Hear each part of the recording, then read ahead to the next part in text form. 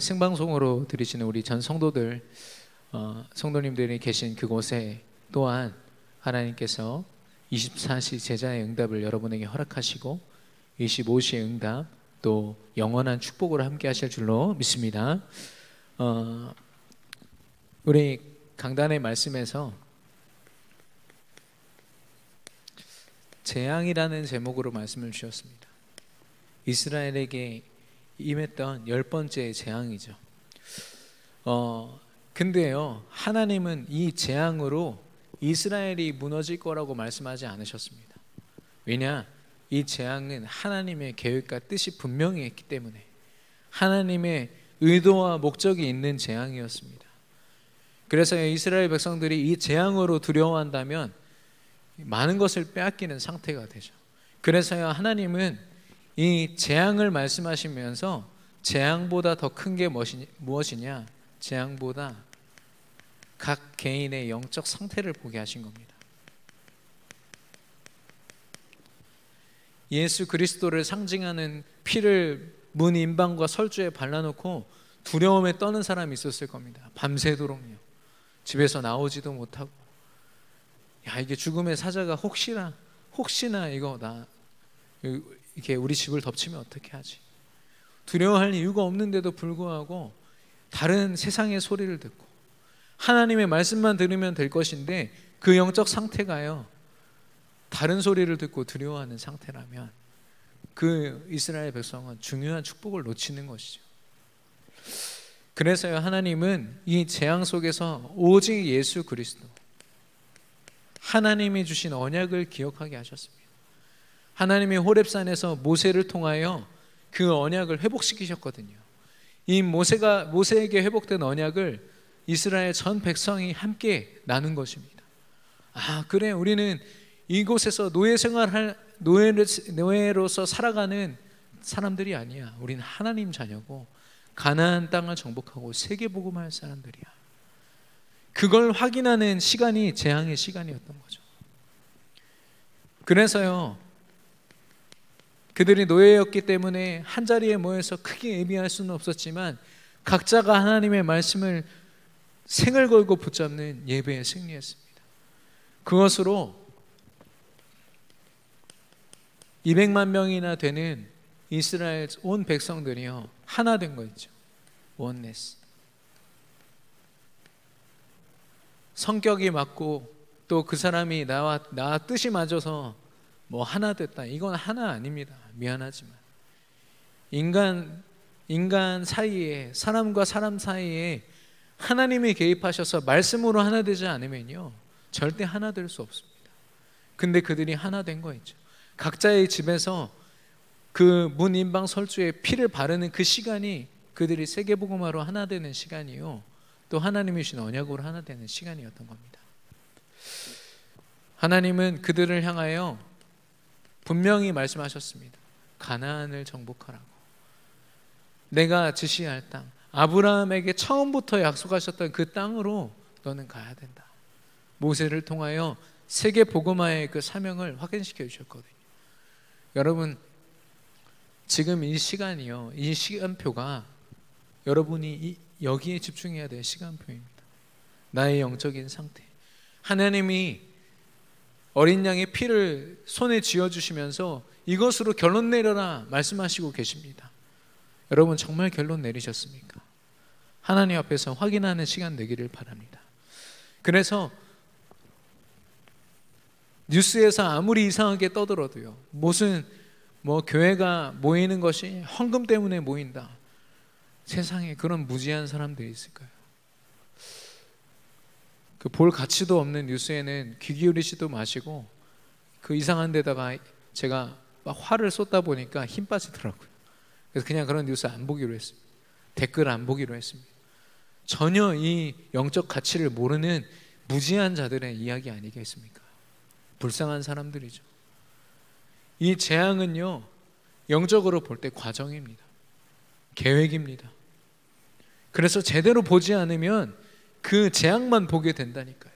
재앙 때문에 두려워한다니까요. 하나님 자녀는 그러면 안 됩니다. 재앙을 통해서 하나님이 주신 그 응답과 축복이 얼마나 큰데요. 그걸 바라보라고 하나님이 허락하신 겁니다. 그래서 그 재앙을 견디면서 이악 물고 버티고 마스크 끼고 버티는 것이 아니라 하나님 앞에 감사할 수 있는 겁니다. 아, 날 구원하셨구나. 하나님 자녀구나. 나 세계복음 할 사람이구나. 특별히 재앙을 재앙으로 보지 않고 하나님의 그 축복의 과정으로 보는 사람들은요, 이런 고백을 합니다. 통하여. 지금 세상의 소리는요, 신천지 때문에, 무능한 정부 때문에, 누구 때문에 다 서로 핑계대거든요. 근데요, 전도자들은 그런 고백하지 않습니다. 이 재앙을 통하여 하나님이 역사하실 것이다. 이걸 고백했던 모든 사람들이요, 주어지는 문제, 환경, 사건, 사람 다 넘어서서 하나님이 맡기신 세계복음을 감당했습니다. 저와 여러분이 다른 걸 핑계대고 다른 것으로 두려워하기 이전에 오직 하나님의 계획을 보고 그것을 통하여 하나님 앞에 쓰임받게 되기를 축원합니다. 오늘 본문에 보니까요, 이스라엘 백성들이 이제 10가지 재앙을 통하여서 드디어 이제 출애굽을 하게 됩니다. 이제 그들이 갈 여정은요, 가나안 정복만 하면 됩니다. 그리고 사실 40년이 걸렸지만 좀 빠르게 걸으면 일주일이면 갈 수 있는 곳이거든요. 좀 느리게 걸으면 한 달 안에 갈 수 있다고 하더라고요. 그런 가나안 땅을 향하여 지금 가기만 하면 되는 상황인데요. 그런데 가나안 땅에 가면 뭐합니까? 가나안 땅을 정복하려면 하나님이 주신 힘으로 그들이 무장하고 있었어야 되거든요. 하나님이 주신 언약으로 무장을 해야 되는데 그들 안에 깨뜨려야 될 것이 너무나도 많은 겁니다. 다른 말로 정복할 수 없는 상태인 거죠. 불신앙이 극에 달해가지고요, 지금 황금 송아지를 만들고 그 앞에 절을 하고 그게 신이라고 섬길 만큼, 그러면서도 지금 자기들이 무슨 짓을 하고 있는지 전혀 모르고 있는 것 같습니다.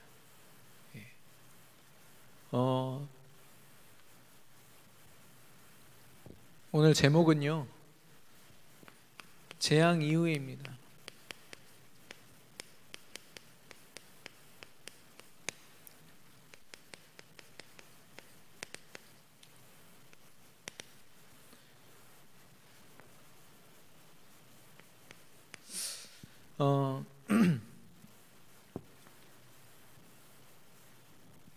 이 재앙이 하나님의 계획이요 뜻이 맞다면 그 이후에 하나님이 보이실 가나안 땅의 정복, 세계 복음화, 그걸 바라보면서 하나님 앞에 삶을 올인해 드리고 눈앞에서 10가지 기적을 체험했지 않습니까?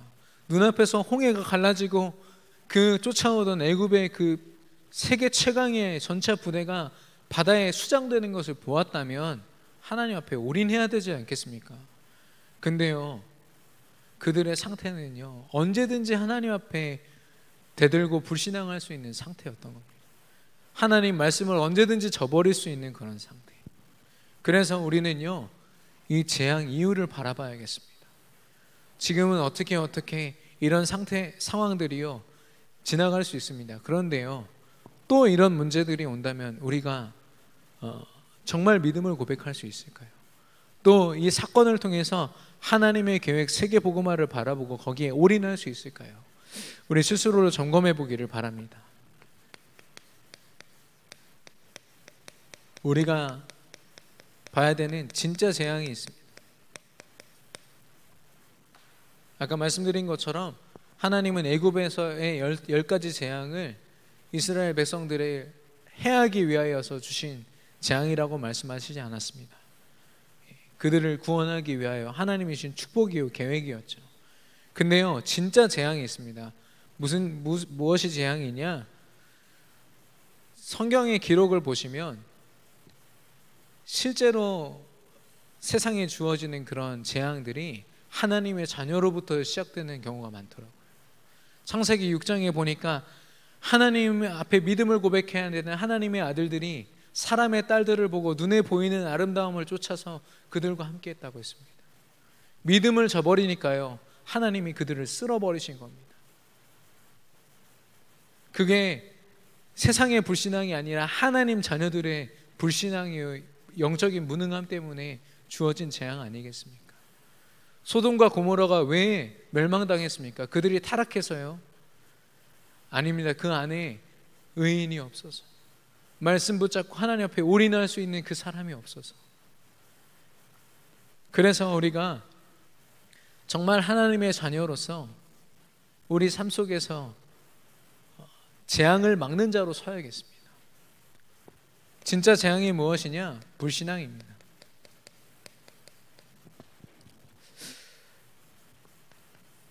많은 사람들이 소리에 귀 기울이거든요. 세상이 주는 소리, 사람의 소리, 전문가의 소리, 정치인의 소리, 뉴스에서 나오는 많은 언론에서 보도되는 소리, 거기에 귀 기울여서 자기 감정과 생각을 다 빼앗깁니다. 아까 말씀드린 것처럼 창세기 6장에 하나님의 자녀들은요, 세상의 그 기준으로 바라보는 자들이 아닙니다. 하나님 주신 말씀을 듣는 것이죠. 우리 교회가 인터넷으로 예배를 드리게 된 거예요. 여러분 혹시 세상의 흐름 때문에 이렇게 됐다라고 보십니까?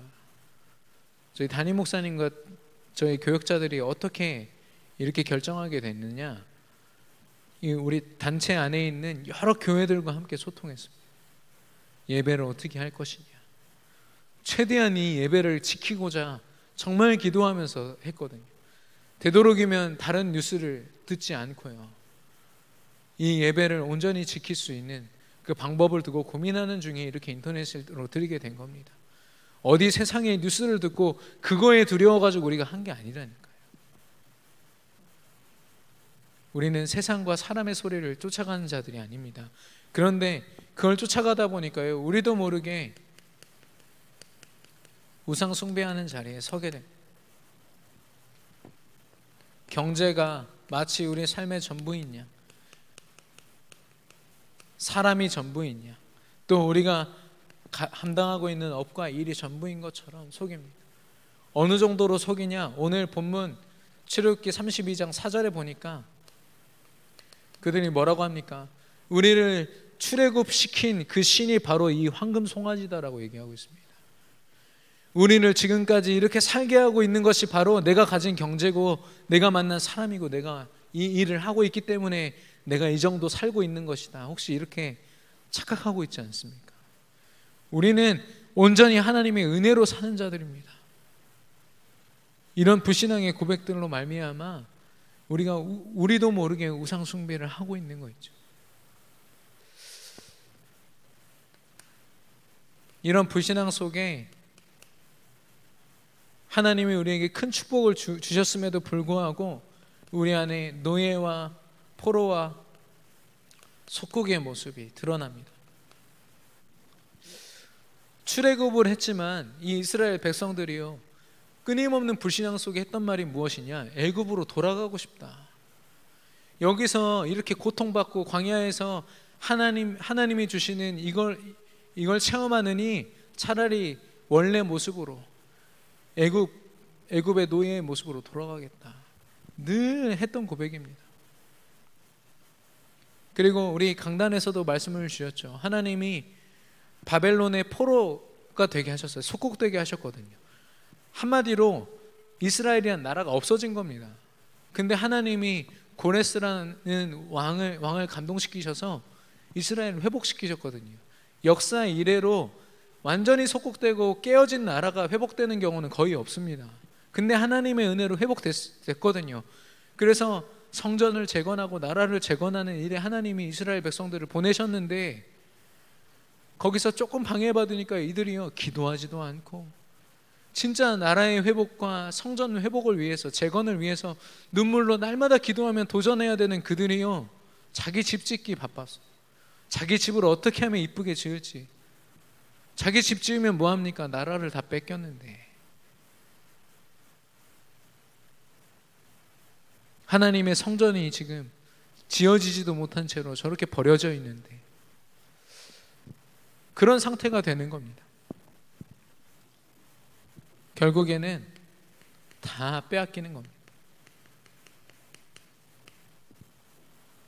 무엇을 빼앗기느냐? 하나님이 주신 가장 축복된 전도자의 삶을 다 빼앗기는 거죠. 먼저는 예배입니다. 하나님을 향한 정말 간절한 예배. 주일 예배를 드리면서 어떤 분은 눈물로 예배를 드리셨대요. 교회에 너무 가고 싶고, 정말 우리 자녀들과 함께 손붙잡고 교회 나가는 것이 얼마나 축복된 것인지를 깨닫고 나니까 그냥 예배가 드려지지 않더라는 겁니다. 그래서 옷도 굉장히 단정하게 입고 상을 깔끔하게 펴놓고 렘넌트들과 함께 적으면서, 아마 많은 분들이 자신의 예배를 아마 점검하는 시간 되셨을 겁니다. 11시 예배 시작인데 10시 50분에 일어나가지고 지금 어떤 모습인지도 모른 채 막 엎드려서, 혹은 그런 분들 안 계실 거라고 저는 믿고 싶지만 혹시나 그렇다면 진짜 제대로 점검해야 되는 거죠. 내 예배가 빼앗긴 예배가 아닌가. 두 번째로, 이 예배를 통해서 하나님은 그리스도를 주시고 하나님께서 명하신 것들을 우리에게 깨닫게 하시고 그 안에서 우리의 삶이 발견되어야 되는데 예배를 빼앗기니까요, 하나님이 맡기신 사명을 다 빼앗기는 겁니다. 영원히 살고 지역과 나라와 민족과 세계가 사는 그 비밀이 이 속에 있는데 이걸 빼앗기니까요, 현장이 흑암으로 물들고, 그 속에서 우리 후대들이 영적인 축복을 보지 못한 채, 맛보지 못한 채 불신앙 가운데 무너지게 됩니다. 성경에서 모든 역사가 그것을 증거하고 있습니다. 특별히 하나님이 우리에게 저 현장을 회복하고 현장에 오직 복음을 증거해서 저들에게 예수 그리스도를 선포해라, 회복시켜라 말씀하셨는데요, 우리가 현장을 돌볼 수 없는 그런 상태가 되는 겁니다. 제가 그 유성에 우리 교회 근처에 보면은 불교 용품점이 몇 군데 있습니다. 그 중에 이제 제가 두 군데를 가끔가다 들려서 거기 이제 그분들이랑 얘기를 하거든요. 너무 성격들이 좋으셔서 제가 목사라고 해도 가면은 차를 대접해 주셔요. 그래서 한 달 전인가요? 제가 그때도 갔었는데 거기서 이제 대화를 나누는 중에 이런저런 대화를 하다 보니까 그 가정이 완전 무너져 있는 겁니다. 불교 용품점을 하면서 자기는 부처님한테 축복받겠지 생각했는데요, 그게 아니라 사주팔자 운명 속에서요 가난을 벗어나질 못하는 거였죠. 그러면서 가정 다 파괴됐죠. 그 자녀들이요 타락할 대로 타락해서요 이제는 얼굴도 보기 힘든 상태가 됐어요. 그런데도 제가 복음을 전했는데도 불구하고 믿지를 못하시더라고요. 그 각인뿌리 체질이 얼마나 깊은지. 그래서 다음에 기회 되면 믿겠습니다 하는데 마음이 찢어졌습니다. 이런 현장이 우리 주변에 너무나도 많다니까요. 저는 그렇게 생각합니다. 현장에 나가서 복음 전해라, 말씀 전해라, 이 말은요 저는 예고편이라고 생각해요. 현장이 이렇게 타락해 있고 무너져 있으니까 그들을 도우라, 이거는 영화 보실 때요 예고편 본 겁니다. 아 심각하구나. 진짜 가보시라니까요. 현장에. 영화 예고편 보고 영화 봤다고 하시는 분들 계십니까? 현장은 현장에 직접 가봐야 알 수 있습니다. 우리가 그 현장을 지금 다 빼앗긴 겁니다. 이만희라는 교주가 요즘에 계속 뉴스에 나옵니다. 굉장히 기분이 안 좋은데, 근데 그 사람이요 인생을 보셨습니까? 여기 다른 어떤 교단의 교주 밑에서요 제자로 있다가, 그 다음 교주 밑에 제자로 또 있다가, 또 그 다음 교주를 찾아서 전전긍긍하다가 이제 자기가 교주가 된 거예요. 그 사람의 사주팔자 운명입니다. 복음을 한 번이라도 제대로 듣고 결론 내렸다면 이런 일이 없었을 텐데, 이상한 교리들을요 성경 속에서 만들어내 가지고요 지금 30만 명이 넘는 사람들이 그 속에서 잘못된 복음 같지도 않은 이상한 말씀을 듣고 있지 않습니까? 우리가 놓친 현장입니다. 우리가 회복해야 될 현장입니다. 그래서 하나님은요 진짜 재앙은 우리의 불신앙이라고 말씀하시면서 다시 회복해라, 말씀하셨습니다. 어떻게 회복할 수 있습니까? 하나님의 사랑으로. 하나님의 사랑이 바로 예수 그리스도입니다. 이걸 제일 잘 설명한 사람이 바로 칼빈인데요. 칼빈이 하나님이 인간에게 구원을 허락하신 그것을 5가지로 정리했습니다. 첫 번째, 전적인 타락입니다.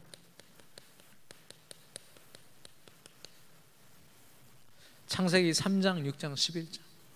하나님 없이 나를 바라보고 내가 가진 물질을 바라보고 내가 성공하면 다다. 전적인 타락. 하나님은 한 번도 인간을 그렇게 스스로 일어설 수 있는 존재로 만들지 않으셨습니다. 의존적 존재로, 하나님과 함께해야만 행복한 존재로 만드셨습니다. 그런데 인간이 하나님을 떠나서 전적으로 타락한 것이죠. 소망이 없고요, 희망이 없습니다. 가능성이란 건 요만큼도 없는 존재가 바로 우리 인간입니다. 그런데 그런 우리를 무조건적으로 선택하셨습니다. 조건 없이. 그리고 이 복음을 우리에게 어떤 값도 묻지 않으시고 값없이 주셨어요. 가치가 없다는 말이 아니라 너무 가치 있어서 하나님의 사랑으로 그냥 주신 겁니다. 마가복음 3장 13절에서 15절. 원하셔서 부르시니 나온지라. 하나님이 세우시고 함께 하시고 전도도 하게 하시며 귀신을 내어쫓는 권능도 있게 하셨다고 했습니다. 하나님이 선택하신 것에는요, 모든 것이 다 들어있는 거있죠. 제한적 속죄. 아무나 이 믿음을 갖는 것이 아닙니다. 어쩌다가 우리가 이 믿음을 가진 것이 아닙니다. 하나님이 우리를 친히 택하셔서 우리를 부르시고 우리에게 구원을 허락하시고 여기까지 인도하신 줄로 믿습니다. 제한 속죄. 불가항력적 은혜.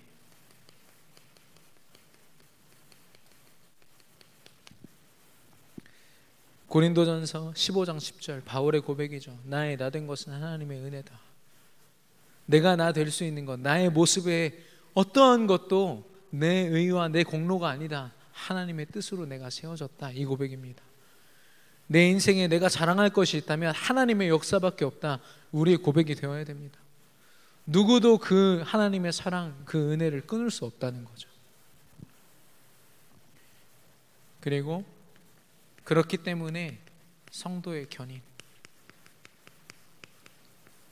아무리 성도님, 우리 하나님의 자녀들이 무너질지라도 하나님은 끝까지 그들과 함께 하시고 결국엔 그들을 들어서 하나님의 일을 이루십니다. 그게 성도의 견인. 하나님이 무조건적으로 선택하시고 속죄하시고 은혜를 부으신 그 사람, 절대로 무너질 수 없고 낙심하고 포기할 수 없는 이유가 여기에 있습니다. 하나님이 끝까지 붙드시거든요. 이런 하나님의 사랑으로 주신 이름이 바로 예수 그리스도 그 이름입니다. 변함없이 지금도 그 사랑을 우리에게 베풀고 계시죠. 이 사랑을 우리가 그리스도로 말미암아 깨달았다면 이제 우리가 뭐 해야 될까요? 돌아가라. 여호와께 돌아가자. 이런 고백이 있지 않습니까? 어떻게 돌아갑니까? 하나님이 주신 말씀 언약으로 돌아가면 됩니다.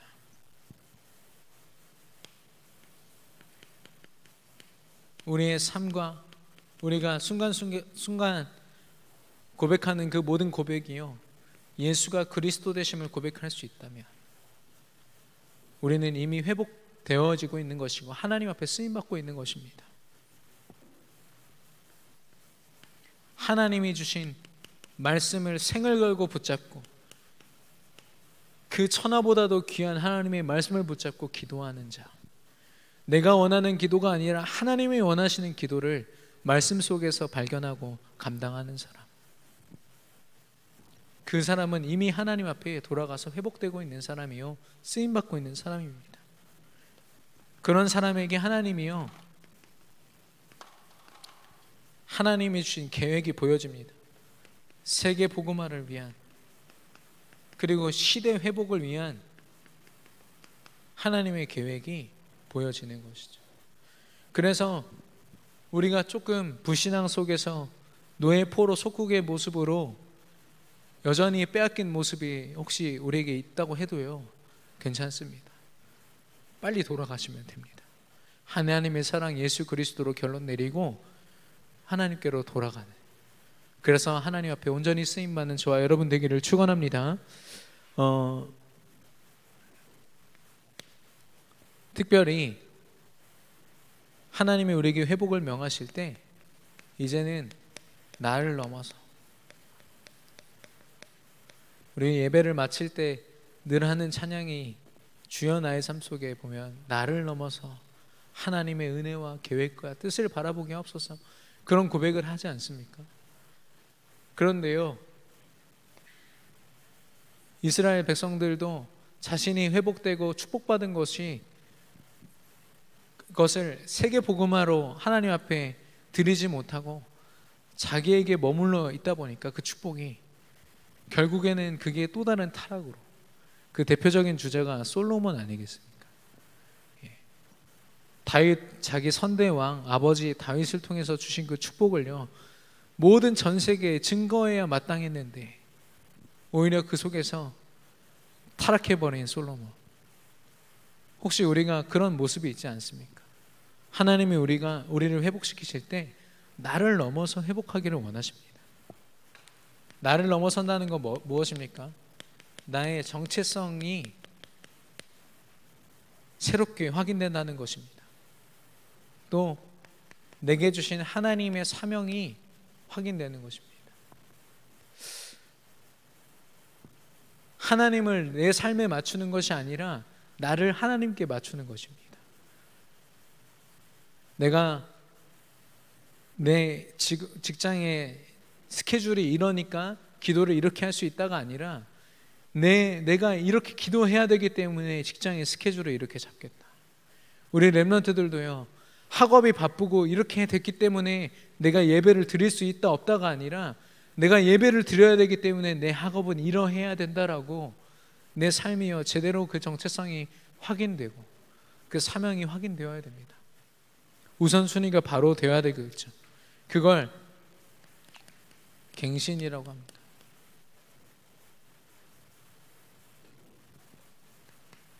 그리고 하나님은 그런 우리를 통해서 불신 현장을 보게 하실 것입니다. 왜 불신 현장이라고 했느냐? 단 한 번도 오직 예수 그리스도를 들어보지 못한 채 재앙과 저주 속에 있는 그 현장을 말한 겁니다. 한계의 효용성의 법칙, 효용 체감의 법칙.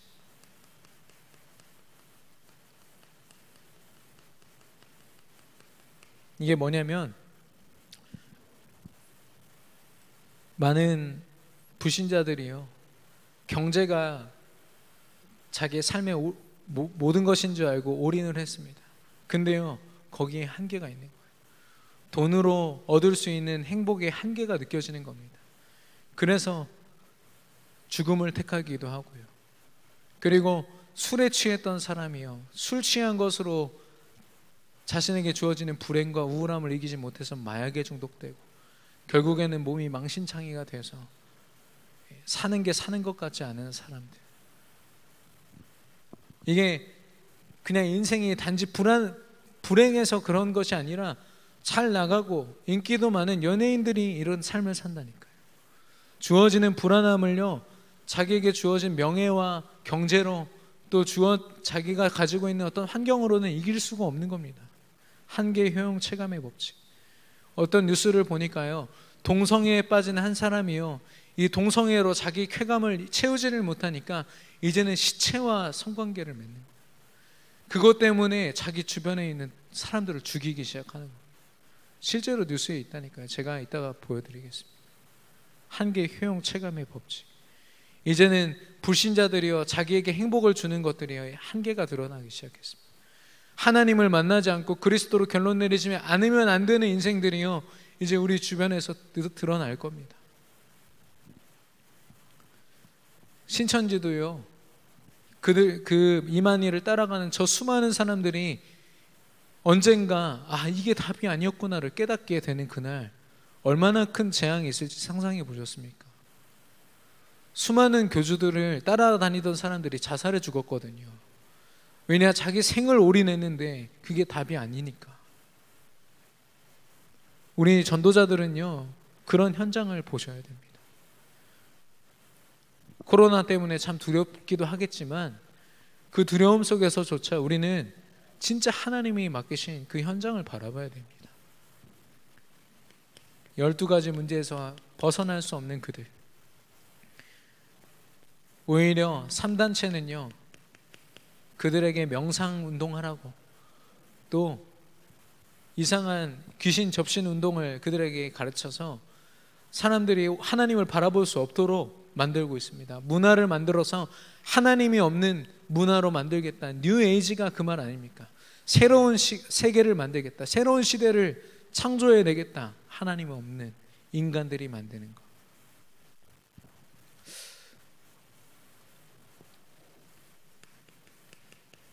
이단과 사이비들, 그 신천지 전도하는 거 여러분, 저 이번에 많은 자료들로 뉴스에서 계속 나와서 보게 됐는데요, 원래도 알고 있었지만 그거 보면서 진짜 마음이 아팠습니다. 오늘 새벽에도 제가 전달해 드렸습니다마는, 예를 들면 어떤 대학생이 있는 거예요. 그 대학생을 전도해야 될 것 같으면 신천지 2명이 붙습니다. 2명이 붙어서 그 친구가 가지고 있는 모든 고민을 다 정리를 합니다. 그리고 그 고민을 가지고 수십 명이 되는 그 신천지 그 교인들이요 고민하는 거예요. 어떻게 하면 얘를 전도할 수 있을까? 수만 가지 그 아이디어와 생각들을 가지고 이 아이를 구워 삶아서 데리고 오는 겁니다. 누구 전략이랑 똑같지 않습니까? 사실 우리가 해야 되는 거거든요. 불신자들의 소리를 듣고, 현장의 소리를 듣고, 정말 복음으로 그들을 어떻게 하면 도울 것인가를 연구하고 고민하는 게 우리의 일인데, 복음도 없는 저들이 그 일을 하고 있는 겁니다. 그리고 그 신천지 대구에 그 예배당 앞에 있는 현수막에 뭐라고 적혀있는지 보셨습니까? 전교인 복음방 시대가 되었다. 복음방이 우리로 말하면 다락방입니다. 한 사람을 그들의 이상한 교리로 양육하는 거죠. 우리는 다락방 시대라고 하지 않습니까? 이미 너무 많은 걸 빼앗겼다, 이런 생각이 많이 듭니다. 우리가 불신 현장을 등한시하고 소홀히 하는 그때에 이미 그들은요 거기에 파고들고 있는 거 있죠.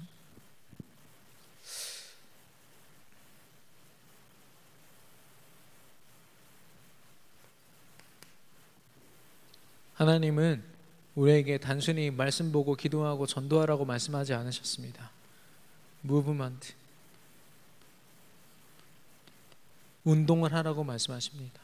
그래서 우리가 날마다 붙잡는 말씀이요 우리의 모든 현장에 나에게 머무르지 않고 나를 넘어서 현장이 흘러가는 말씀 운동이 되기를 원하시고, 우리의 기도가 모든 현장을 살리는 기도 운동이 되기 원하시고, 우리가 현장에 증거하는 전도가요 더 많은 사람들을 살리는 전도 운동이 되기를 원하십니다. 그래서 우리 성도님들이요 이번 기회에 도전하실 것이 전도 대상자 300명, 조용히 하나님 앞에서 우리 현장을 돌볼 수 있는 절호의 기회입니다. 그리고 우리 주변에 정말 연약하고 말씀이 필요한 그곳에 우리가 다락방을 열어야겠습니다. 1대1로 오직 복음만 각인시키는 거. 어제 제가 우리 중고등부 렘넌트 다락방을 갔는데요, 렘넌트가 그러더라고요. 학원에서도 이제 오지 말래요, 이렇게 하더라고요. 그럼 그 렘넌트들이 뭐 하고 있겠습니까? 집에서 24시간 자기 나름대로 그 유튜브나 핸드폰 보면서 지내겠죠. 부모님들이 특히나 직장 생활 하시는 곳은 아이들이 더 그렇게 사각지대가 돼가지고요 말씀도 보지 않은 채로 있습니다. 그런 곳에요, 정말 전화로 혹은 직접 찾아가서 다락방할 수 있는 기회거든요. 적어도 제가 이렇게 권유한 그 현장에서는 제발 좀 와달라고, 우리 렘넌트를 돌봐달라고, 또 어떤 곳은 렘넌트가 직접 목사님 와주십시오. 그래서 제가 가고 있다니까요.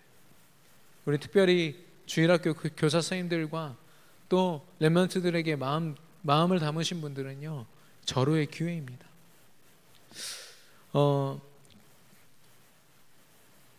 제가 24시간을 보내는 꿀팁을 좀 하나 알려드릴까요? 우리 렘넌트 한 명이 아까 그랬습니다. 집에서 24시간 계속 있다 보니까 면역력이 떨어지는 것 같아요, 이런 얘기를 하더라고요. 24시간을 굉장히 의미 있게 보낼 수 있는 방법은 아직 한 달이 안 된 그 신생아를 돌보는 겁니다. 하루 종일 정신이 하나도 없더라고요. 제가 제 일을 할 수 없고 제 인생을 돌볼 수 없을 만큼 진짜 얼마나 바쁜지 모릅니다. 어느 정도냐, 제 삶의 패턴을 다 바꿔야지만 이 아이를 돌볼 수 있더라고요. 마찬가지로요, 우리가 우리 현장을 돌보려면 우리 삶의 패턴이 바뀌어야 됩니다. 내 삶에 그동안 살아오던 패턴을 가지고 전도운동한다, 미안하지만 불가능하죠. 전도운동을 위해서 우리 삶을 바꿔야 됩니다. 갱신해야 됩니다. 나에게 머물러 있는 하나님의 은혜를 전달해내야 됩니다. 그걸 놓고 고민하고 그걸 놓고 그것이 우리에게 운동이 되도록, 영적인 운동이 되도록 우리가 도전하지 않으면요, 여전히 그 은혜가요, 우리 안에 머물러 있어서 고이고 썩게 되죠.